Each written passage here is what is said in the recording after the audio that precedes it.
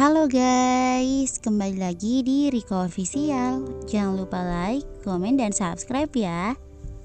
Kembali kita melanjutkan cerita dari Ayo Pacaran karya Dentara.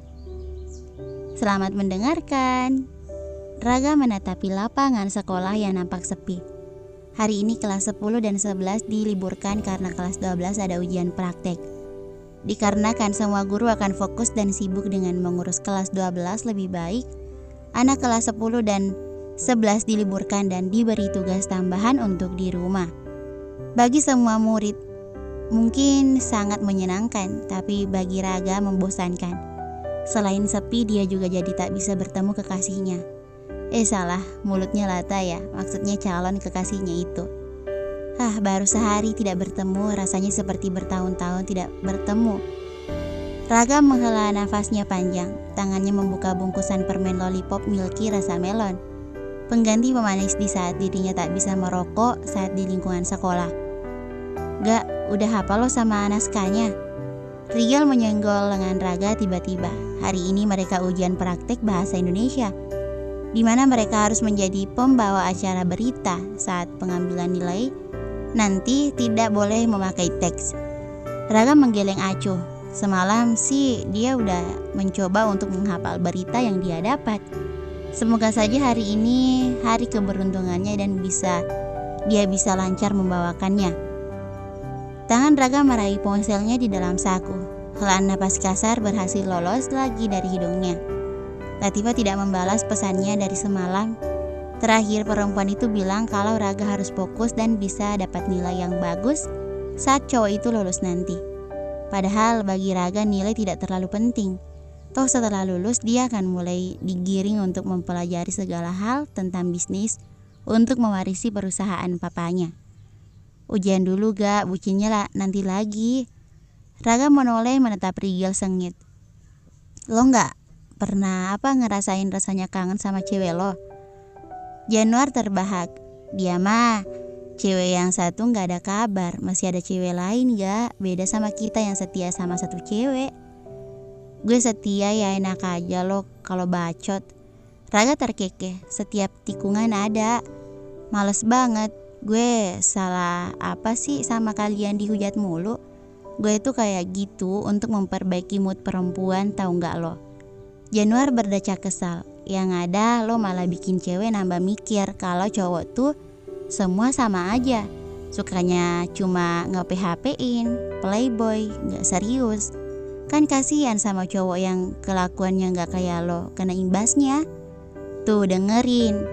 Rigel mencibir. Sedetik kemudian cowok itu bangkit dari duduknya.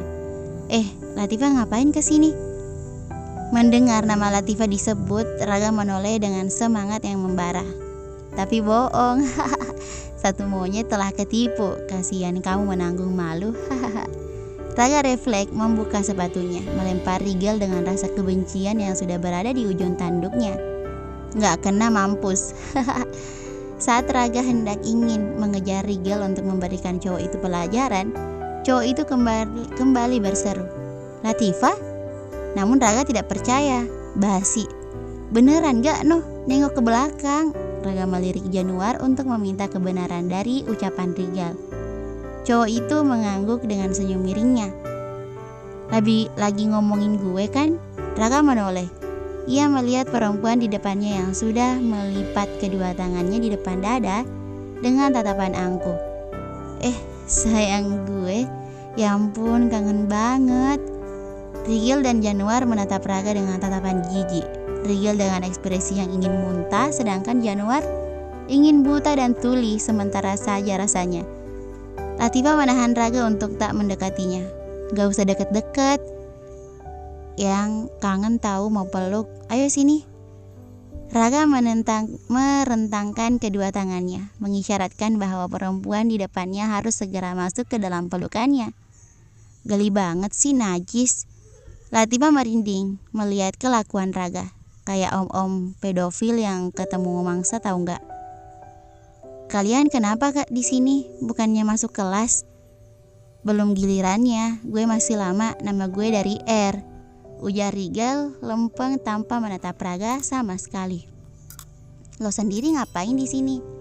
bukannya libur.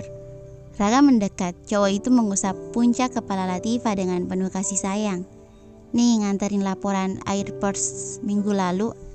Latifah menunjukkan proposal yang dia pegang kepada Raga. Cowok itu menggaruk paham. Bilang ke kalau mau ke sini. Ngapain? Untungnya gue ngasih tahu. Apa coba? Skip, gak peka, sindir Rigel dengan tawa yang tertahan. Januar menggelengkan kepalanya. Gue duluan, udah dipanggil nih, katanya.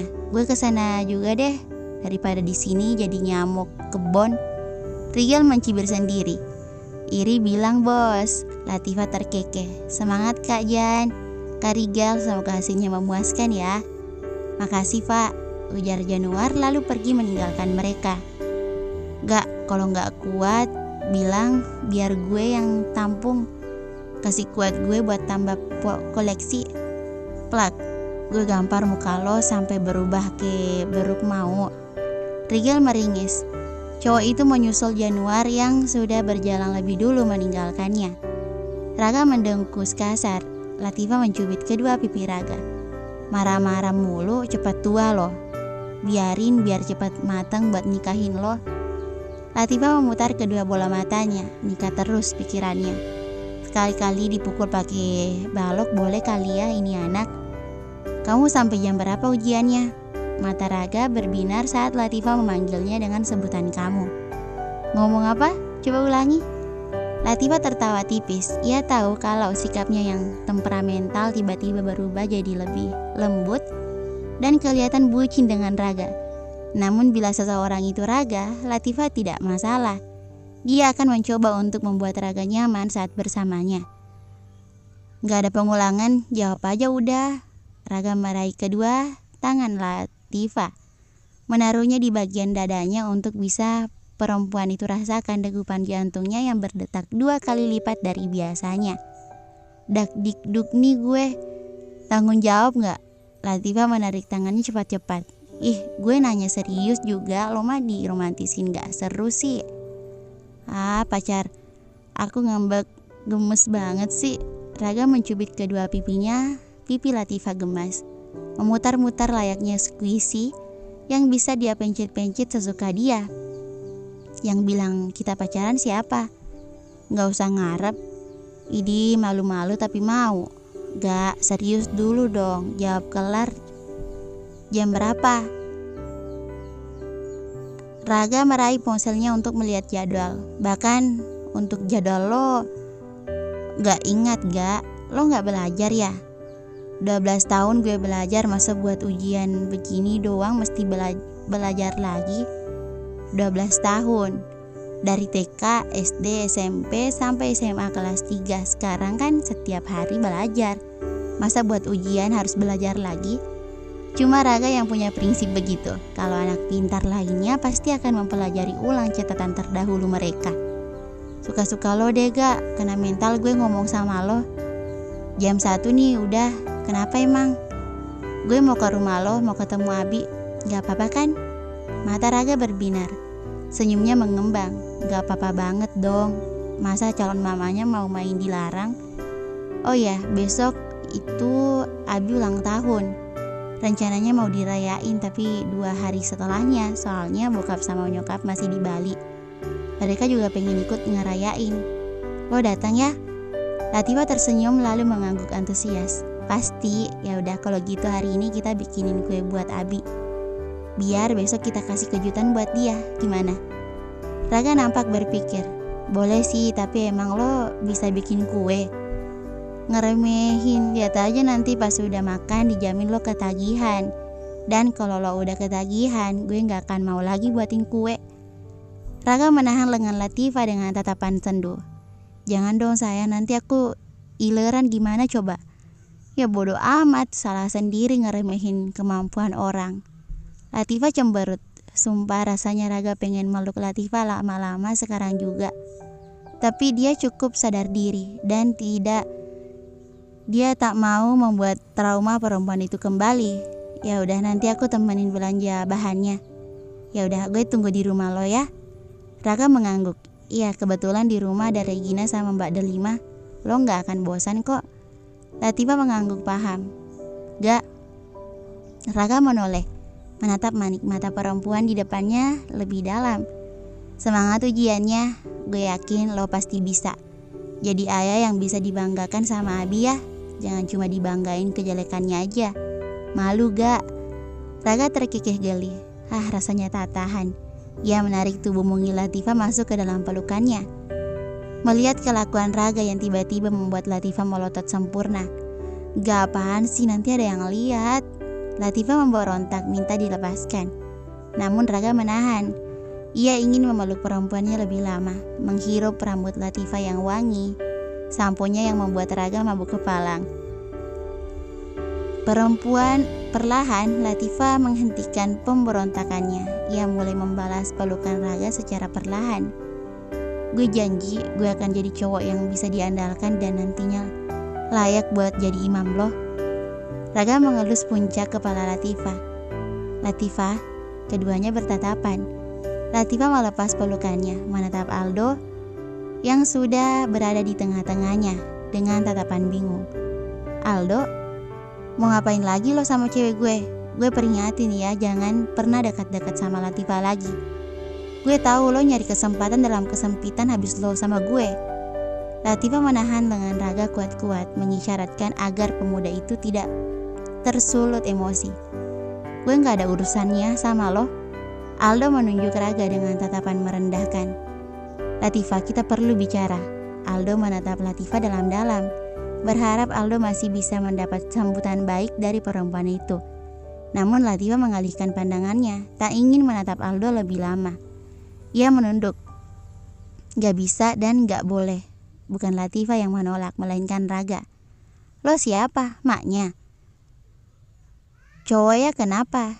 Gak suka? Iri bilang bos. Aldo mengepalkan kedua tangannya. Rasa ingin memukul Raga dia tahan sebisa mungkin. Urusan Aldo bukan kepada Raga, tapi kepada Latifah.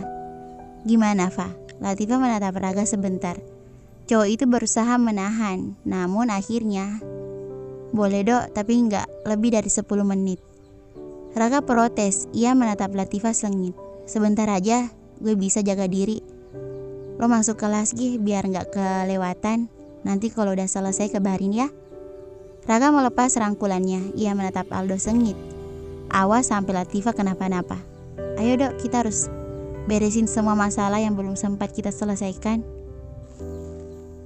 Aldo memberikan sebotol minuman kepada Latifah.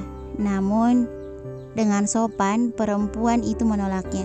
Semenjak ada insiden masuknya obat tidur di dalam tubuhnya, Latifah jadi suka mikir-mikir kalau dapat makanan atau minuman secara cuma-cuma dari seseorang. Latifah tak ingin kecolongan lagi. Langsung aja gak usah basa-basi. Latifah mendengkus kasar.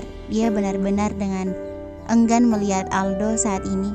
Raga memang brengsek karena sikapnya yang selalu seperti itu. Tapi Aldo lebih dasar lagi karena dia diam saja waktu Latifah ketakutan dan berusaha menghindar dari Bara. Gue minta maaf soal malam itu. Gue gak tahu kalau Bara mabuk. Iya, gue maafin. Udah kan selesai? Oke, gue cabut. Aldo menahan tangan lengan Latifah. Tolong Fa, jangan berubah kayak gini. Latifah menghela napas. Gak ada yang berubah dok. Gue cuma jaga diri, gak mau kejadian yang gak gue inginkan terulang. Lo gak akan paham karena lo gak pernah ada di posisi gue. Buat memahami lo, gue gak butuh untuk ngalamin atau belum. Yang jelas gue tahu kalau lo emang suka atau gak suka sama hal itu. Lo salah dok. Kenyataannya dengan lo tahu apa yang gue takutin, harusnya lo bisa jadi seseorang yang selalu ada buat gue nantinya. Bukan malah diem aja waktu gue ketakutan dan butuh lo. Latifah mencoba melepas cengkraman Aldo, namun Aldo meremasnya semakin keras. Sorot mata cowok itu berubah, bukan lagi sorot mata Aldo yang biasa dia temui. Lebih dingin dan juga menuntut. Aldo, lepasin, sakit. Aldo menarik lengannya untuk membuat Latifah lebih dekat dengannya. Cowok itu memajukan wajahnya, berbisik di telinga Latifah. Kalau gue aja gak bisa milikin lo, gak akan ada yang bisa milikin lo juga. Ingat itu. Aldo mengepas lengan Latifah kasar, membuat cewek itu meringis kesakitan. Perempuan itu merinding. Ia menatap punggung Aldo yang semakin lama menghilang dari pandangannya. Gila, dia pikir tangan gue apaan kali main diremukin gini. Mana sakit banget lagi. Bersambung. Thank you for watching.